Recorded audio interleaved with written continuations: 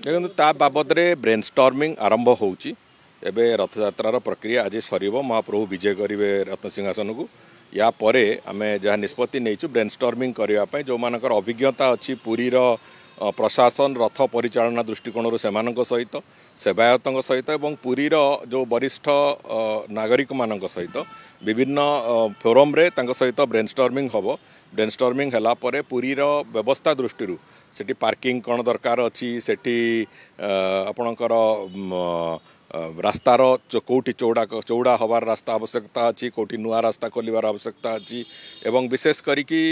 सामग्रिक भाव में गोटे लक्ष्य रखिकी जे 20 ରୁ 25 लाख लोक पुरी रे आकोमोडेट हेबे केमिति एवं से माने केमिति फेरिबे से बाबद सविशेष आज आज तारीख में 15-16 लाख होती लोक आउ 20 वर्ष पर आशा करा 25 लाख लोक भी हो पारती तेणुक 25 लाख लोकंकर आसवा दर्शन करवा और फेरिबा ये कथा को आखि आगे रखिकी कौन व्यवस्था करहब से बाबद थरे विभिन्न फोरम रे आलोचना है तार निर्यास जमी बाहर आम से भाव में पुरीर इंफ्रास्ट्रक्चर को बनइबू।